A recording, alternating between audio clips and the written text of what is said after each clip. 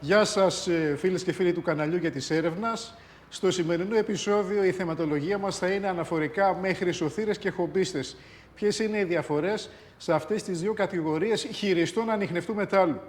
Μαζί μας, όπως θυμάστε και από ένα πολύ παλιότερο επεισόδιο, πριν περίπου μια πενταετία, είναι ο καλός μας φίλος ο Κώστας ο Σωτηράκος. Είναι ένα άτομο το οποίο έχει χειριστεί όλες τις μάρκες ανιχνευτών μετάλλου στην Ελλάδα. Έχει προμηθευτεί μηχανήματα από όλους τους αντιπροσώπους μεταπολιτές ανιχνευτών. Επίσης είναι ένας προσωπικός καλός φίλος δικός μου και το στοιχείο το οποίο με ενέπνευσε να τον καλέσω σήμερα εδώ για να κάνουμε αυτή την κουβέντα είναι ότι χρησιμοποιεί τους ανιχνευτές από χόμπι. Δεν έχει δηλαδή την ιδέα αυτή του πλουτισμού. Έτσι. Να πάρουμε το μηχάνημα να βρούμε τις λίρες. Το jackpot και τα λοιπά που θα μας λύσει το πρόβλημα. Όχι.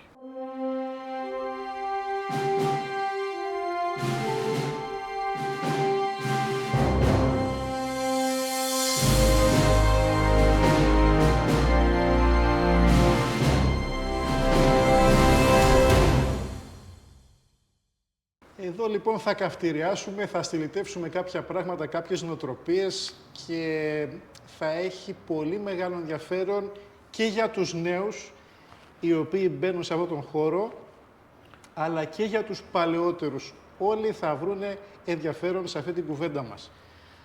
Λοιπόν, φίλε Κώστα, όπως ήδη ξέρεις, καθώς μας παρακολουθάς στα διάφορα μέσα κοινωνικής δικτύωσης, ανεβάσαμε ένα σύντομο βιντεάκι πριν από 2 μέρες, όπου κάνουμε παρουσίαση του διαχωρισμού μετάλλου στο Quest H10. Είναι ένας ανιχνευτής οικονομικότατος, στα 300 ευρώ, πανεύκολος στο χειρισμό, αλλά έχει καλή απόδοση. Η ευαισθησία του είναι πολύ καλή, το βάθος του δηλαδή. Έτσι. Και ο χειρισμός του γρήγορος. Και τι έκανα εκεί. Ξεκίνησα λοιπόν, παιδιά, αυτή την παρουσίαση του διαχωρισμού, λέγοντας πιάνω μια χρυσή λίρα, ασημένιο νόμισμα και απορρίπτω αυτά εδώ, δηλαδή αλουμινόχαρτο, ένα φυσίκι εδώ από δίκανο, απορρίπτω σίδερο. Αυτό έκανα στο ξεκίνημα του βίντεο και βλέποντας τη χρυσή λίρα, ομολογώ ότι κάποιοι σεληνιάστηκαν. Σου λέει εδώ είμαστε. Το βίντεο στο Facebook έχει πάει 250.000 τώρα θεάσεις. Είναι απίστευτο. Αλλά αυτό το οποίο ήταν απίστευτο ήταν τα σχόλια. Εσύ Κώστα, τι έχεις να πεις πάνω σε αυτό? Γιάννη, βασικά συγχαρητήρια για τις πρωτοβουλίες που παίρνεις και δεν το λέω για να σ' ανεβάσω και τα λοιπά. Όλοι ξέρουν ποιος είσαι, έτσι. Συγχαρητήρια για τις πρωτοβουλίες που παίρνεις και κάνεις τέτοια βίντεο με το τι μπορεί να κάνει ένα μηχάνημα, αλλά σε δεύτερη φάση να αναλύσουμε και να εξηγήσουμε τι ισχύει και τι δεν ισχύει. Γιατί πολλοί νομίζουν ότι σου λέει μας έδειξε στο διαχωρισμό μία λίρα. Όλοι τι σκεφτήκανε? Πιάνει μόνο λίρες. Ότι αυτό θα μας δώσει λίρες. Θα πάμε να βρούμε τις λίρες. Έτσι, όχι. Αυτό πρέπει να πούμε σε όλους τους φίλους και οι πιο έμπειροι, εν πάση περιπτώσει, σε εισαγωγικά οι πιο έμπειροι, γιατί για μένα πάνω κάτω όλοι το ίδιο είναι, εν πάση περιπτώσει, θα το πούμε σε άλλη στιγμή αυτό. Έτσι, λίρες μόνο δεν πιάνουν. Κανένα μηχάνημα. Ακριβώς. Εσύ αυτό που έκανες λοιπόν με την ανάρτηση που είδα και εγώ και που σχολίασα, μπήκα δηλαδή πραγματικά στον πειρασμό και το έγραψα και όλα στα σχόλια, ότι εγώ μπήκα για τα σχόλια να δω ότι τελικά εν έτη 2026 Ακριβώς. έτσι, υπάρχουν άνθρωποι που πιστεύουν εύκολα ότι τους πλασάρουν, αλλά και που οι ίδιοι ακόμη δηλαδή φαντάζονται ότι εν έτη 2026 θα γίνω πλούσιος και θα βρω το jackpot, θα βρω λίρες, θα βρω οτιδήποτε θησαυρό για να λύσω το πρόβλημά μου. Λοιπόν, εσύ έκανες πολύ καλά που έκανες αυτό το βίντεο και τους έδειξες ότι μπορούν με έναν τρόπο να βγουν, να αποφύγουν όλα αυτά εδώ. Έτσι. Αλουμινόχαρτο. Αυτά που παιδεύουν όλους τους χομπίστες, γιατί εγώ έτσι τους αναφέρω όλους. Ένα καρφί έτσι, εδώ. ότι για να μην κάνεις 30 σκαψίματα παραπάνω όταν βγαίνεις έξω, ας πούμε, μία εξόρμηση 2-3 ώρες, 4 εν πάση περιπτώσει, να γλιτώσεις 20-30 σκαψίματα, έδειξες έναν τρόπο που μπορεί να χτυπάς νομίσματα, όχι απόλυτα Ακριβώς. λίρες, έτσι. Μπορεί να είναι και €1. Μπορεί να είναι €1, μπορεί να είναι κάποιο άλλο, εν πάση περιπτώσει, κάποιος Γεώργιος, κάποιος Βασιλιάς Παύλος, ένα χάλκινο νόμισμα, ναι, ένα δαχτυλίδι. Εν πάση περιπτώσει, να αποφύγουν τα σκαψίματα αυτά. Και πραγματικά δεν εντυπωσιάστηκα, ούτε παραξενεύτηκα, ας πούμε, που είδα αυτά τα σχόλια, γιατί περίμενα ότι πιο πολλοί θα μπουν μέσα για να τα κάνουν λίγο μπάχαλο το πράγμα. Ο άλλος, ας πούμε, κάποιος είπε ότι είναι κλειστό το μηχάνημα και αυτά. Τώρα, ένας άνθρωπος με τη δική σου, και το ξαναλέω, δεν εύλογο τα γένια σου, έτσι, με όσους πολύ καλά με ξέρουν πολύ, ότι έχω αγοράσει μηχανήματα, έτσι, τα τελευταία 8 χρόνια, από όλους τους αντιπροσώπους, καταστήματα που υπάρχουν στην Ελλάδα. Αυτό το ξέρουν και οι ίδιοι. Δεν έχω ευλογήσει ποτέ κανέναν, δεν έχω μειώσει κανέναν. Ο καθένας κάνει τη δουλειά του, εσείς κάνετε τη δουλειά σας. Εμείς οι χομπίστες, θα ξαναλέω συνέχεια τη λέξη χομπίστες, έτσι, κάνουμε τη δουλειά μας. Όταν όμως εσύ ανεβάζεις κάτι για να βοηθήσεις και ο άλλος θεωρεί ότι θα πάρει ένα μηχάνημα και θα πάω να βρω λίρες, το μόνο που δεν ζητάει κάποιος είναι να πηγαίνει και το μηχάνημα μόνο του. Να σκάβει, να του τα βρίσκει, να του τα κάνει ευρώ, να του τα βάζει και στον τραπεζικό λογαριασμό και να γίνεται η δουλειά του. Δεν γίνεται αυτό. Και εδώ πέρα θέλω να πω, επειδή και εμένα με ρωτάνε πάρα πολύ και στο Facebook και στο YouTube, εγώ πάντα κρατάω χαμηλούς τόνους. Ούτε το παίζω ξερόλας, ούτε το παίζω ότι έχω ομάδα, ούτε ότι έχω χορηγούς πίσω. Ό,τι κάνω, το κάνω μόνος μου, πληρώνω μόνος μου, τα ξέρεις και εσύ καλά. Ακριβώς. Έτσι. Και πάνω απ' όλα είναι οι ανθρώπινες σχέσεις, γι' αυτό και μιλάμε τώρα φιλικά. Πρέπει να καταλάβουν όλοι στο χώρο αυτόν, είτε είναι εμείς οι χομπίστες, κάποιοι άλλοι χρυσοθύρες, είτε τα καταστήματα, οι αντιπροσώποι κτλ., ότι χρειαζόμαστε νέο αίμα στον χώρο του metal detecting. Για να υπάρχει μέλλον. Το λέω και το ξαναλέω συνέχεια, ναι. Θα βγει τώρα κάποιος κακόπιστος και θα πει να έρθουν νέοι για να βγάζουν λεφτά τα καταστήματα. Και ένα ζευγάρι παπούτσια να πάω να πάρω, θα πάω να τα πληρώσω. Οπότε, χρειαζόμαστε νέο αίμα.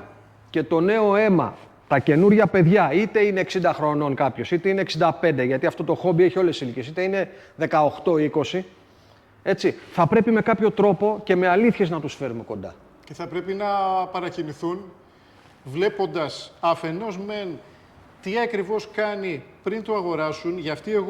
Για αυτό το λόγο εγώ εμένω, πιστεύω, σε μεγαλύτερο βαθμό από οποιοδήποτε άλλο μεταπολιτή ή αντιπρόσωπο, σε βιντεάκια τα οποία είναι εκπαιδευτικά, είναι χειρισμός, δηλαδή έχουμε ανεβάσει πάνω από 300 βίντεο τα οποία έχουν να κάνουν με το πώς δουλεύει το μηχάνημα, το εκάστοτε μηχάνημα. Και στο πεδίο, έτσι. Και στο χωράφι, οπουδήποτε. Όχι μέσα σε ένα μαγαζί, ας πούμε, 2 λεπτά. Οπότε επιμένω σε αυτό γιατί θέλω να είναι ξεκάθαρο, πεντακάθαρο το τι ακριβώς κάνει πριν το αγοράσεις, αλλά εμένω και σε μεγαλύτερο βαθμό συγκριτικά με τον οποιοδήποτε αντιπρόσωπο μεταπολιτή, αν θέλεις, στον τρόπο της νόμιμης κατοχής και της νόμιμης χρήσης του ανιχνευτή. Και πιστεύω ότι τα νέα παιδιά τα οποία θέλουμε να τραβήξουμε σε αυτή τη δραστηριότητα είναι αυτής της λογικής, δηλαδή είναι στη συντριπτική τους πλειοψηφία, δεν ξέρω, 90%-95% και θα δηλώσουν το μηχάνημα και θα πάρουν και άδεια χρήσης. Να είναι νομότυποι, να είναι νομοταγείς, ναι. Οπότε αυτή τη βοήθεια θέλουμε. Θέλουμε να τους δείξουμε ακριβώς τι κάνει πριν το αγοράσουν. Είναι ξεκάθαρο, δηλαδή, π.χ. να βγαίνει κάποιος και να λέει θα πάρεις τον ανιχνευτή και θα πιάνεις, ξέρω εγώ, 2,5 μέτρα, ή θα πιάνεις μόνο χρυσό, ή θα πάρεις κάποια μπαστούνάκια, ξέρω εγώ, αυτά τα ραβδάκια τα οποία έχεις δει, θα πάνε 15 μέτρα, θα σκάψεις μέχρι τον πυρήνα, θα βγάλεις χρυσό, θα φωτογραφίσεις, θα σου μετρήσουν και πόσες είναι οι λίρες μέσα. Δυστυχώς όμως αυτά υπάρχουν. Και αυτή τη σφιγμομέτρηση που κάναμε ανεβάζοντας ένα βιντεάκι 1 λεπτού και λέγοντας ότι χτυπάω λίρα και δεν χτυπάω σαβούρα, εκεί φάνηκε λοιπόν, αποκαλύφθηκε η νοοτροπία αυτών των ανθρώπων οι οποίοι, να το πω λαϊκά, το τραβάνε το δούλεμα. Λοιπόν, καλά σας κάνουν και σας δουλεύουν. Γιατί το επακόλουθο είναι, αφού θέλετε μόνο χρυσό και να τα οικονομήσετε, άμα θες παραμύθια, να βγουν και οι απατεώνες και να σας πούνε αυτά τα οποία θέλετε να ακούσετε. Έτσι είναι, Γιάννη. Δηλαδή, εγώ, ακόμα και σε δικά μου παιδιά που έχουμε στις παρέες και τα λοιπά, το λέω συνέχεια. Μου λέει ο άλλος, τα κούβερε σε όλα. Τα κυβότια, τις αποκρύψεις και πάμε και τρέχουμε και ράνουμε και πάρε 3.000 και 5.000 και 7.000. Εγώ, ειλικρινά, αφού μου δίνεις αυτό το βήμα με αυτό το βίντεο, πραγματικά το λέω, εχεμήθεια φουλ, ας με πάρει ένας τηλέφωνο ή ας έρθει ένας και να μου πει, ξέρεις κάτι, εγώ βρήκα με αυτό το μηχάνημα που είχε 5.000, 10.000, 50.000, δεν ξέρω εγώ τι, έτσι, ότι βρήκα, ρε παιδί μου, αυτά τα 20 χρυσά νομίσματα. Δεν υπάρχει κανένας. Και όσο και να το λέω και να το φωνάζω, θα το λέω ξανά και ξανά και ξανά. Αυτό εδώ το πράγμα, αυτός ο ανιχνευτής και ο κάθε ανιχνευτής πρέπει να καταλάβουν όλοι ότι είναι ένα χόμπι. Εντάξει. Ακριβώς. Γι' αυτό και οι εκάστοτε κυβερνήσεις, ο εκάστοτε νομοθέτης μας έχει κρατήσει ακόμα λίγο τσίτα. Γιατί σου λέει αυτοί πάνε και βανδαλίζουν διάφορους χώρους, είτε αρχαιολογικούς, είτε εκκλησίες, είτε ένα χωράφι απλό. Αυτό είναι η μάστιγα. Αυτό είναι η μάστιγα. Η μάστιγα, μα αυτό λέω. Αυτό είναι η μάστιγα αυτής της δραστηριότητας. Αυτό είναι το κακό. Ναι, αλλά εμείς εδώ έχουμε χόμπι. Τώρα, σε ποιο ποσοστό γίνεται αυτό? Θα μου πεις, ο άλλος που έχει βγάλει δίπλωμα οδήγησης κτλ. Μπορεί να, να παρανομήσει και να περάσει τον κόκκινο σηματοδότη, μπορεί να παρανομήσει. Έτσι. Ναι, γιατί. Δεν όμως έχουν βάλει αυτές τις νομοθεσίες οι οποίες εκ του προημίου σου απαγορεύουν να οδηγήσεις ή σου περιορίζουν το πόσες ώρες και πόσες ημέρες θα βγεις έξω να οδηγάς το αμάξι σου. Όμως εδώ, εξαιτίας λοιπόν αυτού του ποσοστού του 5%, βλέπεις ότι έχει βγει αυτός ο νόμος, ο οποίος έχει και αποτρεπτική φύση μέσα του. Μας έχει δέσει στα χέρια. Γιατί σου λέει θα δουλέψει να τον ανιχνευτεί νόμιμα καθημερινές από το πρωί στο μεσημέρι για να μπορώ εγώ να έρθω να ελέγξω αν όντως είσαι εκεί που μου είπες ότι θα είσαι.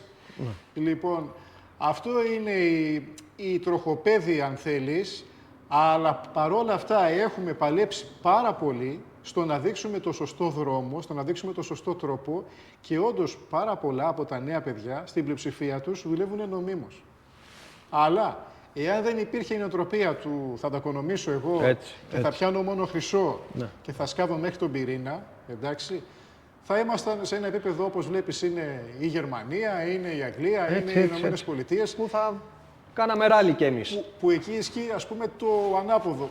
Βλέπεις όλοι βγαίνουν για το χόμπι. Δεν υπάρχει κανείς ο οποίος να βγαίνει για να βρει θησαυρούς. Μα δείξε μου βίντεο, κάποιος να μας δείξει βίντεο από Αγγλία, από Αυστραλία, από Αμερική, από ευρωπαϊκές χώρες, για να μην λένε και θα πούνε μερικοί κακοπροαίρετοι και καλοπροαίρετοι, ξέρεις κάτι και έχουν ψήγματα χρυσού, που ασχολούνται με αυτά τα μπαστούνια που λέμε ή με αυτά τα καταγραφικά ή με τα αποστατικά εμπασφαιρετώσεις κτλ. Δηλαδή, αυτό μόνο στην Ελλάδα. Στη μεγάλη τους πλειοψηφία, λοιπόν, όλοι εκεί βγαίνουν με ανιχνευτές μετάλλου, οι οποίοι είναι μορφές δίσκου. Και για να επανέλθω σε αυτό το βίντεο που έκανες εσύ και που ανέβασες και έγινε ο χαμούλης, έτσι, να πούμε κάτι ότι εδώ πέρα εσύ έδειξες έναν τρόπο, ο ανιχνευτής ο συγκεκριμένος, πώς μπορεί να μην χτυπάει το αλουμινόχαρτο, δεν μιλάμε για κανένα αλουμινόχαρτο τόσο, έτσι, το αλουμινόχαρτο, το πέταλο, το φυσίγγι και να χτυπήσει ο άλλος... ένα νόμισμα. Ναι. Ένα νόμισμα. Μπορεί να είναι δίευρο, μπορεί να είναι λίρα, ένα σημαίνιο νόμισμα, τέλος πάντων. Πάντως ένα νόμισμα. Ναι. Εδώ είναι για ποιο λόγο? Για να γλιτώσεις, το ξανά είπα και στην αρχή, όταν θα βγεις έξω να ψάξεις, 20-30 τζάμπα σκαψίματα. Κάποιο τζάμπα σκάψιμο. Έτσι, κάποια κούραση. Και για να το ευχαριστηθείς. Ξαναλέω λοιπόν ότι το metal detecting θα πρέπει να το δουν όλοι με αυτό που είναι. Και είναι χόμπι. Χόμπι. Τώρα, αν κάποιος έχει τον παππού του που είχε πεθάνει πριν 150 χρόνια και έχει αφήσει λίρες, ας κάνει ό,τι καταλαβαίνει. Αλλά εδώ μιλάμε για χόμπι και πρέπει όλοι να βοηθήσουμε προς αυτή την κατεύθυνση, να έρθουν νέα παιδιά όπως γίνεται σε όλα τα χόμπι μέσα στο χώρο. Και την εικόνα αυτής της δραστηριότητας πρέπει να την προσέξουμε πάρα πολύ. Έτσι. Επίσης, Γιάννη, σε διακόπτω να πω κάτι το οποίο είναι σημαντικό. Υπάρχει μια κόντρα μεταξύ κάποιων ανθρώπων που ασχολούμαστε με το χόμπι αυτό. Δηλαδή, κάποιοι θεωρούν τον εαυτό τους ο βασιλιάς. Είμαι εγώ βασιλιάς, έχω ένα κανάλι στο YouTube, έχω τόσους ακόλουθους και είμαι ο καλύτερος. Μην ακούτε παραμύθια. Εγώ αυτό θέλω να απευθύνομαι προς τους νέους αυτή τη στιγμή που ενδεχομένως δεν έχουν και ανιχνευτές. Γιατί για τους άλλους δεν μπαίνω στη διαδικασία να κάνω κουβέντα. Έτσι, γιατί τους ξέρουμε καλά. Δεν χρειάζονται κόντρες, δεν χρειάζεται εγώ είμαι ο καλύτερος, δεν χρειάζεται εγώ έχω ομάδα, ο άλλος απογοητεύεται. Σου λέγω είμαι μόνος μου. Εμένα μου έχουν στείλει παιδιά μήνυμα. Να πάμε και τους έχω πει να πάμε, να κανονίσουμε. Δηλαδή, να μην γίνεται γκέτο. Ή υπάρχει το στυλ ότι εγώ έχω τον καλύτερο, είμαι ο καλύτερος. Τα βλέπουμε αυτά συνέχεια. Έτσι, μόστρα, εφέ όλα και υποκρισία. Είναι καθαρά, υποκρισία, Γιάννη. Είναι τα εμπορικά τρικ που πιστεύει ότι θα πουλήσει. Ωραία. Ας πούμε, άμα η αξία μου εμένα τώρα είναι το να μου κάνεις εσύ δώρο, το να ανιχνευτεί 300-500 χιλιά, τότε τα παιδιά μου να μην με κοιτάνε καθόλου. Τα δώρα και τα δωρεάν εισιτήρια και να το πάμε δηλαδή και λίγο προς τα εκεί τώρα. Ναι. Δηλαδή και το άλλο πράγμα που υπάρχει και βάλτε μόνοι σας, εσείς που παρακολουθείτε το βίντεο, το μυαλό σας να σκεφτεί. Δηλαδή, έχω δει ανθρώπους που πουλάνε μία μάρκα ανιχνευτή, εντάξει, σε μία άλλη χώρα πουλάνε έναν άλλον ανιχνευτή που εδώ ας πούμε τον κατηγορούνε. Ρε παιδιά, αυτό είναι λίγο δυστοπικό. Δηλαδή εγώ ας πούμε, εδώ πουλάω τον XP, τον Quest, εγώ σαν Κώστας, έτσι. Και επειδή ας πούμε έχω ένα μαγαζί στην Ουγκάντα και είναι μια άλλη μάρκα, κατηγορώ τέτοιο. Έτσι μπερδεύουμε τον κόσμο. Σταματήστε το αυτό. Και απευθύνομαι σε αυτούς που τα κάνουν, γιατί τα κάνουν πολλοί. Δυστυχώς, ναι. Ομαδούλες, ρουχαλάκια και συγγνώμη θα το πω, Klein Mine ας πούμε. Και συνέχεια τα ευρήματα, φωτογραφία πάνω Ναι. στην οθόνη του ανιχνευτή. Και καλά να κάνουν αράνο. Ναι. Παιδιά, αγοράστε όποιος θέλει έναν ανιχνευτή, όποιον ανιχνευτή θέλετε. Υπάρχουν αντιπροσώποι πολλοί στην Ελλάδα. Μπορείτε να πάρετε ό,τι θέλετε. Όμως προσέξτε τι αγοράζετε, αν θα σας το δείξουνε και όχι να σας πάρουν το χρήμα και μετά να είστε έρμεα. Ακριβώς. Εντάξει, να έχετε μια απορία να απαντήσουν το τηλέφωνο. Εγώ έχω πει από την πρώτη στιγμή και ξαναλέω πάλι κάτι, ότι εμείς κάνουμε σαν χομπίστες τη δουλειά μας, γιατί είναι ένα υπέροχο χόμπι, και τα καταστήματα και τους ευχαριστούμε που υπάρχουν στην Ελλάδα, γιατί αλλιώς θα ήμασταν υποχρεωμένοι να παίρνουμε από αλλού, από έξω, με ανασφάλεια, έτσι. Να κάνει ο καθένας τη δουλειά του σωστά. Και για το κομμάτι μετά την πώληση, πάλι, σαν αντιπρόσωπος, να ξέρεις ότι έχω στατιστικά τις περισσότερες δηλώσεις μηχανημάτων, γιατί βοηθάω τον κόσμο και τα κάνουμε εδώ απευθείας. Δηλαδή, με την αγορά, το έχω ζήσει, ναι. τους εξυπηρετώ να τους βγάλω δελτίο κατοχής και μετά τους κατευθύνω να βγάλουν πώς θα βγάλουν τα τοπογραφικά για να κάνουν αίτηση για άδεια χρήση ανιχνευτή.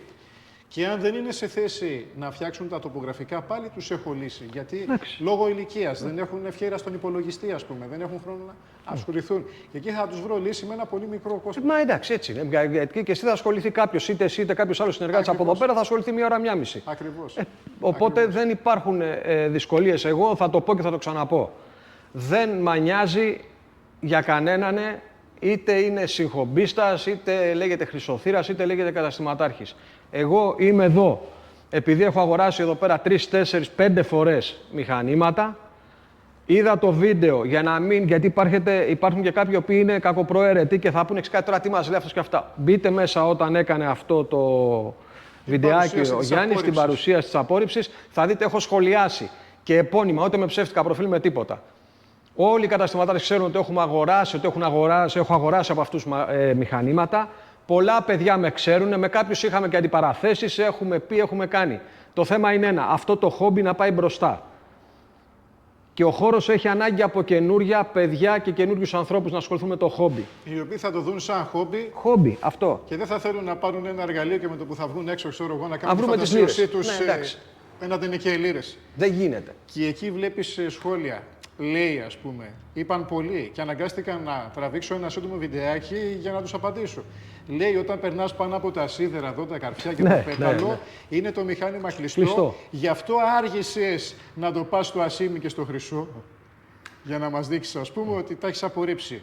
Αυτό το είπανε καμιά 15 φορές. Όταν όμως έκανες το βίντεο που τους το έδειχνες ότι δεν το κλείνεις και είναι ανοιχτό εδώ μέσα. Το ανεβάζω λοιπόν εδώ, ζουμάρω στην οθόνη και περνάω τους στόχους. Και εκεί ένας από αυτούς ο οποίος κατηγορούσε, γράφει «Α, θα έρθω να το πάρω». Ναι. Τι είναι αυτό?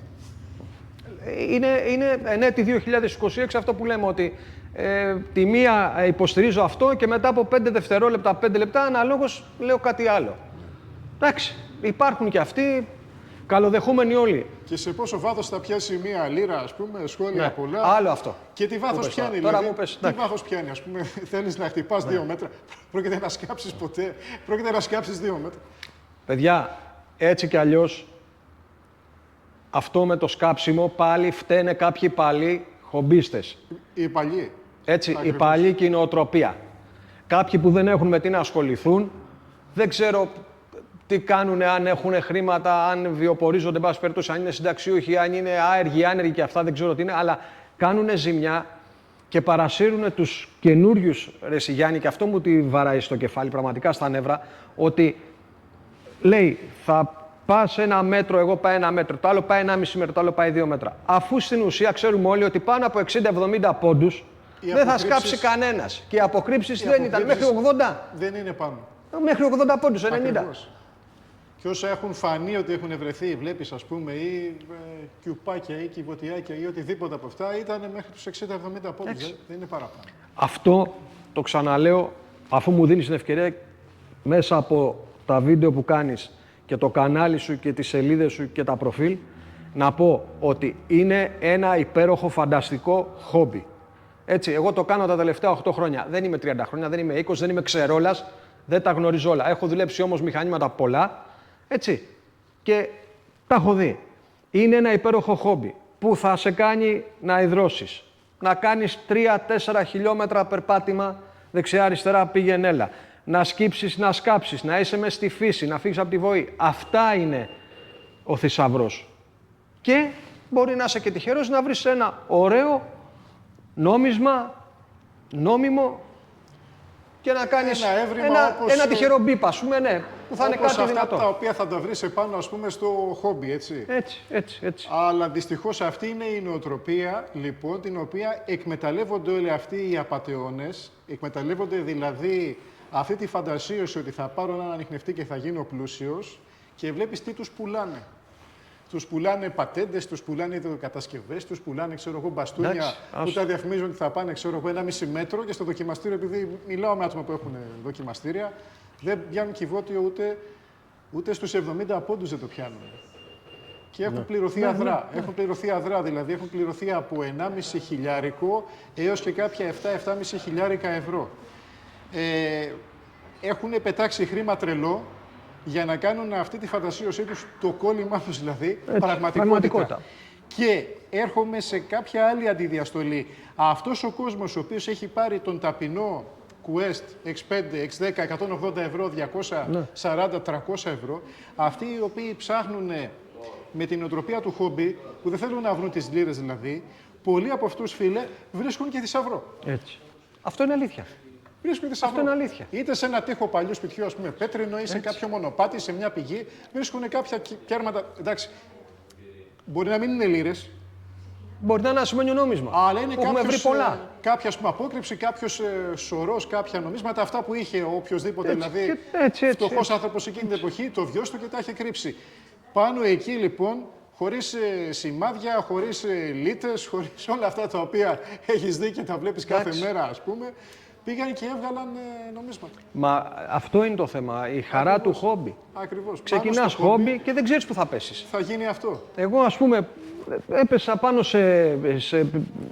σε έβριμα, έτσι, το οποίο ήταν σε μία καβάτζα, να το πω κιόλας, σε μία καβάτζα στην Πάρνηθα που έχουμε άδεια, έτσι, γιατί τα τελευταία 6 χρόνια βγάζουμε άδεια συνέχεια, τώρα είναι για 3 χρόνια. Λοιπόν, στην Πάρνηθα που πηγαίναν ζευγαράκια και είχε πέσει μία αλυσίδα με μενταγιόν. Το μενταγιόν δεν ήταν χρυσό, η αλυσίδα ήταν χρυσή. Μάλιστα. Λοιπόν, και ήταν στους 5 πόντους. Γιατί ήταν μια καβάτζα που πήγαιναν αυτοκίνητα κτλ. Ήταν μες στην άδεια. Μάλιστα. Λοιπόν, δηλαδή μπορούν να βρούνε αξιόλογα ευρήματα. Και πολύτιμα μέταλλα. Και πολύτιμα μέταλλα, τα πάντα, ναι.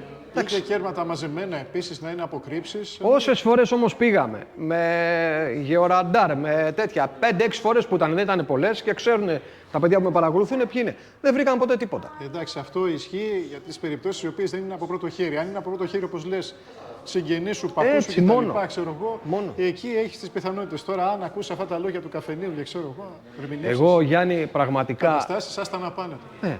Εγώ πραγματικά το λέω, ξορκίζω όλους αυτούς που έχουν δημιουργήσει στο χόμπι προβλήματα. Του στυλ είμαστε ομάδα, του στυλ είμαστε εμείς κι άλλος κανένας, του στυλ εγώ πουλάω τους καλύτερους ανιχνευτές, του στυλ εγώ κατηγορώ εδώ στην Ελλάδα τους ανιχνευτές, αλλά στην Ουγκάντα πουλάω την ίδια μάρκα και την περηφανεύομαι. Ακριβώς. Και εγώ έχω τους καλύτερους ανιχνευτές. Δεν γίνεται, ρε φίλε. Και προσπαθώ να χρησιμοποιήσω τα μηχανήματα, ας πούμε, του άλλου, του συνάδελφου, αλλά δυστυχώς πλέον δεν υπάρχει συνάδελφος, του ανταγωνιστή, να το πούμε. Ναι. Πόσοι, ξέρεις, έχουν αναρτήσει τα δικά μου μηχανήματα στις ιστοσελίδες τους, σαν μεταχειρισμένα, σαν sold out, και τα χρησιμοποιούν, ας πούμε, σαν δόλωμα. Είναι τέχνασμα, για να το δουν το μηχάνημα, να καλέσουν να πούνε: αν ενδιαφέρομαι γι' αυτό, ναι, καλό μηχάνημα, δεν το έχω, να σου προτείνω κάτι καλύτερο. Έτσι. Λοιπόν, αυτό το αντιδιοντολογικό, ας το πούμε, και αθέμητο, εγώ δεν θα πω ποτέ σε διαδικασία να το κάνω, δηλαδή να γεννήσω μια σελίδα με δίθεν μεταχειρισμένα τα οποία είναι πουλημένα, και να τα χρησιμοποιώ σαν κράχτη για να με καλεί ο ενδιαφερόμενος να μου λέει. Και μετά σου λέει, ναι, και θα του πω, ξέρεις κάτι, ναι, το είχα, καλό, όχι και τόσο καλό. Πουλήθηκε, αλλά έχω κάτι άλλο. Ναι. Λοιπόν, σε αυτό το επίπεδο βρισκόμαστε και τι περιμένεις να δεις μετά από αυτό. Εντάξει. Έτσι. Τι περιμένεις να δεις μετά από αυτό. Αυτό πρέπει να προσέξουν και οι νέοι που θέλουν να αγοράσουν μηχάνημα κτλ. Τη σοβαρότητα δηλαδή του πολιτή. Έτσι. Εγώ θα το ξαναπώ πάλι. Δεν έχω να φοβηθώ τίποτα. Έχω αγοράσει από όσους πουλάνε στην Ελλάδα μηχανήματα 2 και 3 και 4 φορές. Με ξέρουν όσοι θα δουν το βίντεο πόσο έχω αγοράσει και έχω και τα χαρτιά της αποδείξης. Από όλους. Όλους τους αγαπάω. Με όλους δεν έχουμε θέματα. Εδώ λέμε για το χόμπι και για την τεχνική υποστήριξη που θα σε στηρίξει το κάθε κατάστημα. Ο καθένας βέβαια να πούμε εδώ ότι έχει δυνατότητες. Εγώ έχω δυνατότητες Γ, ο Γιάννης μπορεί να έχει στο συγκεκριμένο θέμα Α, ο καθένας είναι με το πώς το δουλεύει. Για να πάρεις ένα καλύτερο μηχάνημα, το οποίο θα έχει παραπάνω δυνατότητες. Αλλά για την επιλογή την τελική ευθύνεται ο αγοραστής. Ότι τις παραπάνω δυνατότητες θα πρέπει να τις χρησιμοποιήσεις. Αν απλά πατάς το κουμπί, το ανοίγεις και το ξαναπατάς μετά πάλι για να το σβήσεις και δεν εκμεταλλεύεσαι αυτά τα παραπάνω τα οποία σου κάνει, μην το πάρεις καθόλου. Δεν σου φταίει κανένας μετά. Πάρε ένα πιο οικονομικό που θα το εκμεταλλευτείς πλήρως. Έτσι. Τώρα από εκεί και πέρα βλέπω άλλους, ας πούμε. Εντάξει, υπάρχουν μηχανήματα με 1.800, με 2.000, με 300. Εγώ τα πιο πολλά και τα πιο καλά ευρήματα τα έχω βρει με ανιχνευτές από 3-4 εταιρείες, ξέρω εγώ, με 200, 300, 400 ευρώ. Ακριβώς. Όπως να σου είχα το X5 το Quest, μετά το Q30, έτσι, μετά το X5 το ID Max και από άλλους προμηθευτές έχω ακόμα φτηνά μηχανήματα. Τα πιο πολλά ευρήματα με αυτά τα έχω βρει. Και να σου κάνω και ένα φιλοσοφικό ερώτημα. Αυτό το εργαλείο εδώ κάνει 300 ευρώ. Όταν ανέβασα το βίντεο των οδηγιών χειρισμού, τράβηξα μια μεζούρα για να τους δείξω την αναλογία του βάθους. Δηλαδή, πόσο πιάνει το δίευρο, πόσο πιάνει ένα κέρμα δηλαδή, πόσο πιάνει την καραβάνα, πόσο πιάνει το κουτάκι αναψυκτικού, πόσο πιάνει ένα κυβότιο. Έδειξα κάποια βάθη. Κούνησα, ας πούμε, το κυβότιο στο 1,30. Νομίζεις ότι αυτό που κάνει 300 ευρώ με κάποιο άλλο που πουλάνε 2.000, άμα βάλεις τη μεζούρα και κουνήσεις το κυβότιο, θα δεις παραπάνω βάθος? Όχι. Εγγυημένα όχι. Όχι. Πληρώνεις λοιπόν τα λεφτά. Έτσι. Πληρώνεις τα λεφτά επειδή αυτός που το φτιάχνει ξέρει ότι όσο πιο ακριβά θα το βάλει, τόσο πιο πολύ θα τσιμπήσουνε ότι είναι και καλύτερο. Δεν παίζει ρόλο. Αυτό το λέω εγγυημένα, με ονοματεπώνυμο, δεν παίζει ρόλο. Αυτό ακριβώς. Παίζει ρόλο το να είσαι τυχερός να περάσεις από πάνω από το έβριμα, γιατί μπορεί να περάσεις 50 πόντους αριστερά και να μην περάσεις ποτέ από εκεί. Ακριβώς. Εκτός και αν έχεις δυνατότητες να περάσεις, ας πούμε, π.χ. ένα στρέμμα και να μην αφήσεις μια σπιθαμή έδαφος. Αυτό είναι η τύχη σου. Πιο πολύ είναι το να πέσεις πάνω, γιατί μπορεί να περάσει δίπλα ο δίσκος και να μην το πιάσει. Τα πολλά, εγώ το έχω πει πολλές φορές, τα πολλά κουμπάκια, λαμπάκια, ιστορίες είναι για μόστρα και αν θέλει κάποιος να κάνει δουλειά, για μένα, ναι, θα το πω Γιάννη και ας με συγχωρέσει και αυτά, έτσι, να με επιτραπεί, ότι σε κάποιον που ξεκινάει, για μένα είναι να μην δώσει πάνω από 300-350 ευρώ για αρχή σε μηχάνημα. Και με 200 μπορεί. Για να μάθει να ψάχνει και να δει ότι του αρέσει και αυτό σαν δραστηριότητα. Το χόμπι, ναι, μπορεί να μην του αρέσει. Γιατί μπορεί να δώσει 2.000, έτσι, να βγει 2-3 φορές έξω και να τα παρατήσει. Μα γίνει, ναι. Έτσι, αν δώσει 300 ευρώ, βγει έξω, διότι του αρέσει αυτό, έχει τα ευρηματάκια του και αυτά, μετά μπορεί να επενδύσει σε ένα καλύτερο μηχάνημα που θα το εκμεταλλευτεί στο μενού του, γιατί θα έχει μάθει τα βασικά. Θα έχει μάθει να ψάχνει. Θα έχει μάθει να κουνάει, να σταυρώνει, να διαβάζει τον ήχο, να κάνει όλα αυτά. Οπότε πάρε μετά και ένα καλύτερο μηχάνημα που έχει και 5-10 δυνατότητες παραπάνω στο μενού και ασχολήσου και να βγάλει και αυτό το πράγμα. Και αν δεν σου αρέσει και θες να τα παρατήσεις, το βάζεις στο CarGR, μπας από οπουδήποτε άλλες σελίδες και το πουλάς και χάνεις 40-50 ευρώ, 60 που λέει ο λόγος. Ακριβώς. Αλλά μην πέφτετε με παροπίδες. Δηλαδή, πρέπει κάποια στιγμή οι Έλληνες, γενικά σε όλα τα πράγματα, Γιάννη, το λέμε, ναι, τη 2006 να ξυπνήσουμε, έτσι.